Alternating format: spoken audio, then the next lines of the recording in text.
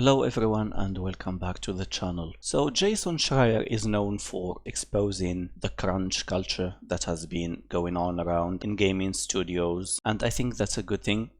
Aside from his political views and whatnot, he still does some good scopes in there, and that's why he's one of the most respected journalists out there. So here we have an article that he published on Bloomberg saying that CyberPunk 2077 publisher orders 6-day weeks. CD Projekt Red is known for not having this kind of crunch culture because they want to make their working environment healthier and to give their employees what they deserve, to pay them well, and also not to have them work extra without any pay. And actually, even with this 6-day week work schedule, they will still get paid for the crunch, something that often doesn't happen. And CD Projekt Red studio head Adam Badowski said that, quote, starting today, the entire development studio is in overdrive, your typical amount of work and 1 day of the weekend. And then here he says, quote, I take it up upon myself to receive the full backlash for the decision.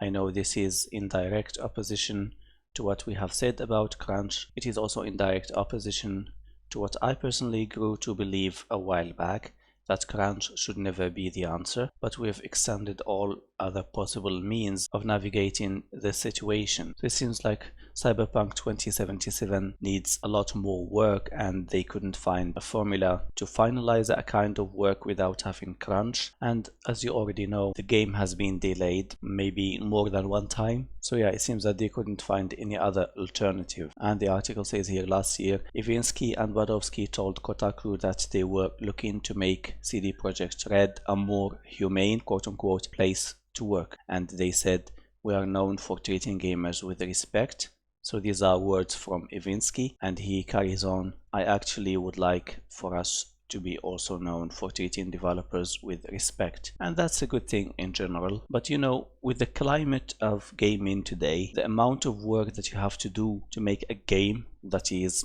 a very high quality game is substantial. Now, this is not in defense for crunch, because crunch is really bad. I think one of the worst examples of crunch culture, at least in recent memory, is The Last of Us Part 2. People had to work really hard and a lot of hours, extra hours in there. They didn't even get paid for them, as far as I know. And it was this rule that is not written, that you had to follow what others do. The people behind Naughty Dog said to their employees that they don't have to work overtime if they don't want to. But again, there are some people who work overtime, and because this is like a chain of work and everything is intertwined, and if you are an employee, you couldn't just skip that kind of overwork because someone else is doing their work and you're just holding them back. And it creates this kind of sense of guilt, but also makes your image kind of negative in the eyes of your bosses.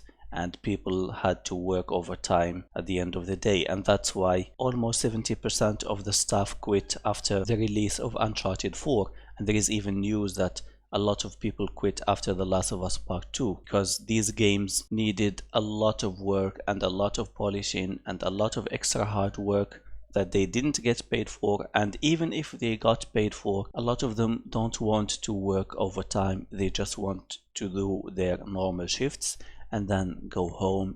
They have families, they have wives and husbands to take care of, and children also. So yeah, they don't want to get stuck in that kind of work for probably even days to end without seeing their families. And there are even some stories about some employees that couldn't go back home and they just slept in the workplace so that they could kinda save time and work harder in order to finish the product that is the game in this case in due time. He's hoping that this kind of crunch is only temporary for CD Projekt Red at least, and that people would go back to their normal work shifts and that it doesn't affect the morale of the employees. Anyway, thank you for watching. If you enjoyed, please leave a like and subscribe for more. Don't forget to ring that bell for more news, and I will talk to you again soon. Have a good one.